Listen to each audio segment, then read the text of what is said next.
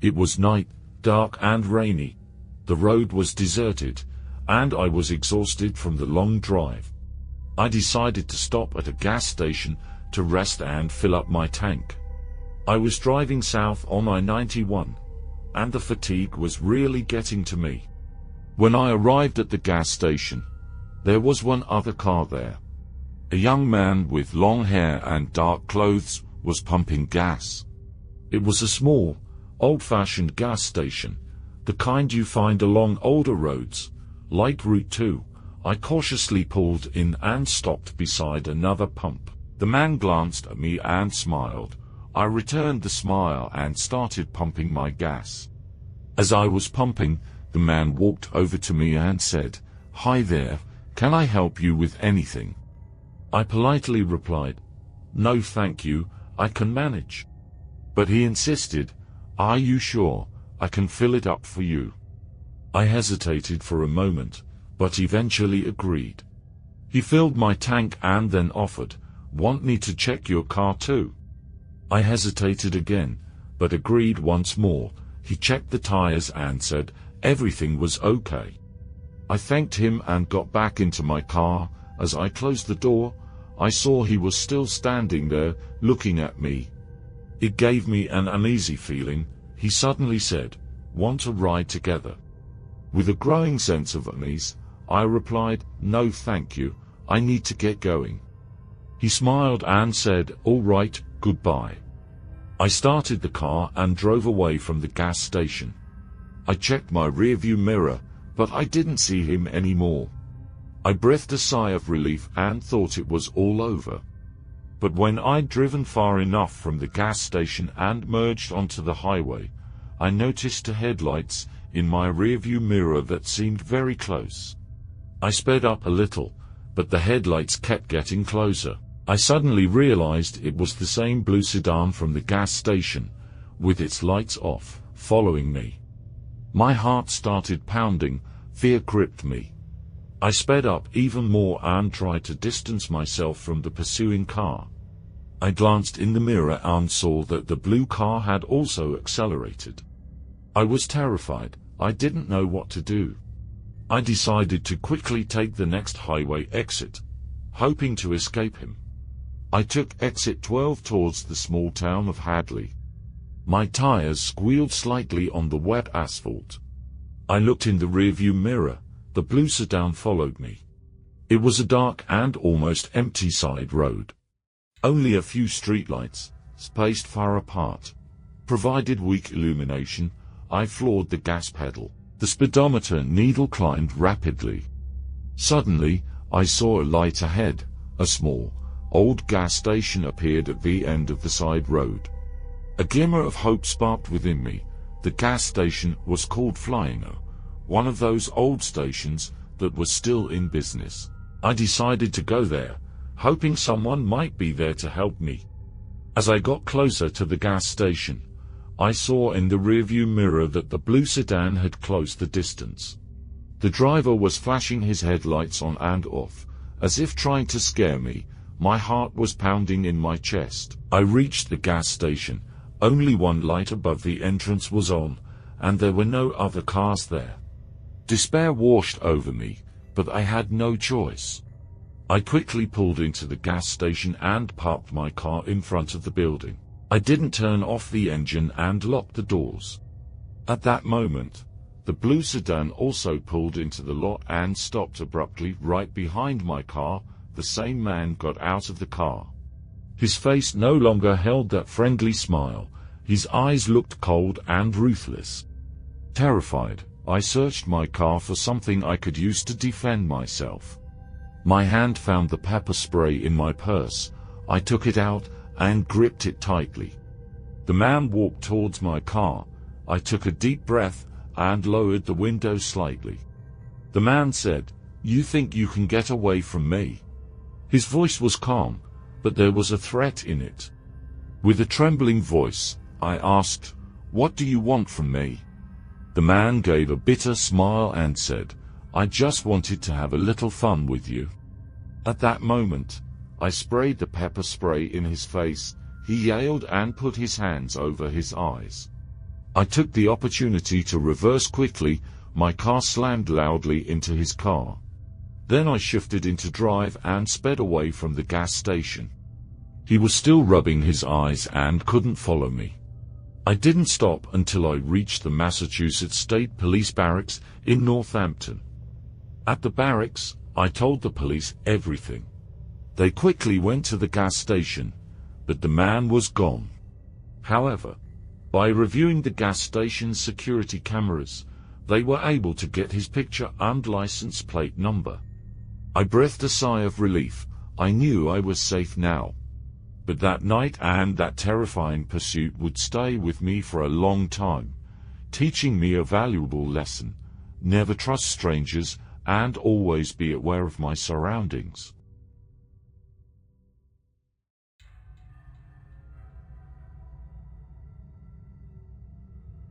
My name is Isabel, and I'm a freelance photographer. One night, I had to stay late in Pisgah National Forest in North Carolina for a photography project. It was getting dark, and I was in a hurry to get home.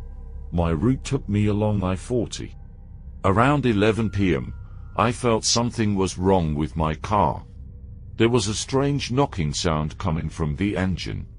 I pulled over to the side of the road, near an exit for the small town of Morganton. It was dark and foggy, and only the dim headlights of my car illuminated the road. I got out of the car and lifted the hood. I'm not much of a mechanic, but I knew that sound wasn't good. As I was looking at the engine, I saw an old Ford pickup truck approaching in the distance. I felt a little relieved. I thought maybe the driver could help me. The truck stopped beside me, and a middle-aged man with a baseball cap got out. He had a strange demeanor, a bit sullen and quiet. But I had no choice. I asked him for help. The man glanced at the engine and said, "Looks like your timing belt snapped. You'll need to call a tow truck." I said, "It'll take forever for a tow truck to get out here. Is there anywhere nearby I can go?" The man thought for a moment and said, "There's a gas station about 10 miles down the road, in the small town of Crossnall. It's called Jack's Pit Stop. Maybe they can help you there." I thanked him and asked, "Is the road safe? It's a little creepy out here." The man gave a faint smile and said, "Don't worry, just go straight, you'll be fine." I was a bit apprehensive, but I decided to take the risk. It was very cold, and staying there was definitely not a good idea. I got back in my car and cautiously drove off. The road was narrow and winding, and the thick fog severely reduced visibility. Every now and then, I passed an abandoned house or an old farm. I had a strange feeling, like something wasn't right. After about half an hour, I saw a small sign that read Jack's Pit Stop. It was an old gas station with a small building next to it. Only one light was on above the door, and there were no other cars there. I pulled into the lot and parked the car in front of the pump. I got out of the car and looked around. A heavy silence hung in the air. Suddenly, I heard a sound from behind the building. It was the sound of metal hitting metal. I got a little scared and took a step back. At that moment, the building door opened, and the same man I had seen by the road came out. He had a large wrench in his hand and a big oil stain on his clothes. He smiled and said, "Well, you made it. What's the problem?" I had a very bad feeling. There was something in his eyes that frightened me. But I had no choice. I explained the problem with my car. The man said, "I'll have to take a look." He lifted the hood and began to examine the engine. As he was working, I felt a heavy presence behind me. It was as if someone else was there, but when I turned around, I didn't see anyone. Suddenly, the man said, "The problem is more serious than I thought. A part needs to be replaced. I don't have it now, but I can get it tomorrow morning." I said, "I can't stay here until tomorrow. Is there any other way?" The man shrugged and said, "I'm sorry." I looked around for a moment. It was dark and foggy, and I was stuck in the middle of nowhere. Fear gripped me. I looked around for a moment. It was dark and foggy, and I was stuck in the middle of nowhere. Fear gripped me. I said to the man, "Okay, I'll come back tomorrow morning. Can I stay here?" The man paused for a moment and said, "No, this isn't a place to stay. But there's a motel about 5 miles down the road, in the town of Banner Elk. It's called the Blue Ridge Motel. It's a good place." I was hesitant, but again I had no choice. I asked the man, "Are you sure it's safe?" The man gave that faint smile again and said, "Don't worry, everything's fine." I thanked him and got back in my car. I cautiously drove away from the gas station and headed towards Banner Elk. The road was really scary. It had become narrower and more winding, and the fog was thicker than before. The light from my headlights barely illuminated a few meters ahead. I felt like someone was watching me. After about 20 minutes of driving, I saw a small sign that read Blue Ridge Motel. It was an old wooden building with only a few dim lights. I pulled into the lot and parked the car in front of one of the rooms. I got out of the car and went to the motel office. An old man with thick glasses was sitting behind the desk, reading a magazine. I greeted him and said I wanted to rent a room. The old man, without looking up, gave me a key and said, "Room number 6, at the end of the hallway." I took the key and went to room number 6. The hallway was dark and quiet, and it smelled of dampness and old wood.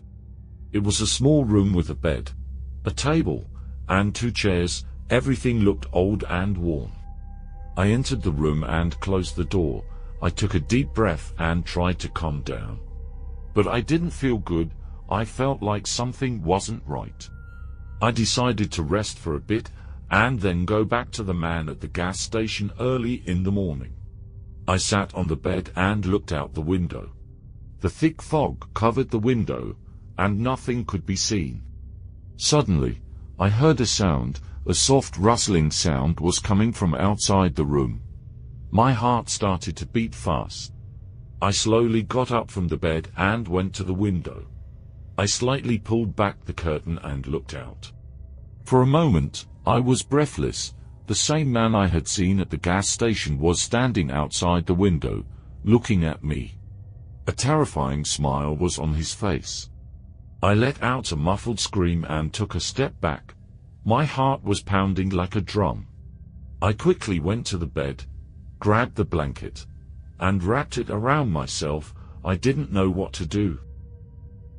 Suddenly, there was a knock at the door. The man was opening the door. The handle turned, and the door slowly opened. The man entered the room. The same terrifying smile was still on his face. He had a large knife in his hand. I couldn't take it anymore. I screamed loudly and ran to the window. With all my strength, I opened the window and jumped out. Fortunately, the room was on the ground floor and not very high. I fell to the ground and twisted my ankle a little, but I got up and started running. I ran in the dark and fog. I didn't know where I was going. I just wanted to get away from that man. I could hear the man's footsteps behind me. Suddenly, I saw a light. A car was coming from afar. With all my might, I started shouting and waving my hands. Fortunately, the driver of the car saw me and stopped. I quickly got into the car and told the driver what had happened. The driver was a young man. He was very scared, but he helped me. He took me to the nearest police station. At the police station, I told the police officer everything. They quickly went to the motel, but the man was gone. The police started an investigation. After a few days, they found out that the man was a serial killer who they had been looking for several years. The gas station and the motel were his haunts, and he had taken his victims there. I was very happy to be alive. That night was the scariest night of my life, but it taught me a big lesson: never trust strangers and always listen to my gut feeling. I never drove alone on deserted and dark roads again, especially at night. That experience stayed with me forever, a constant reminder of the danger that can lurk in a simple pit stop.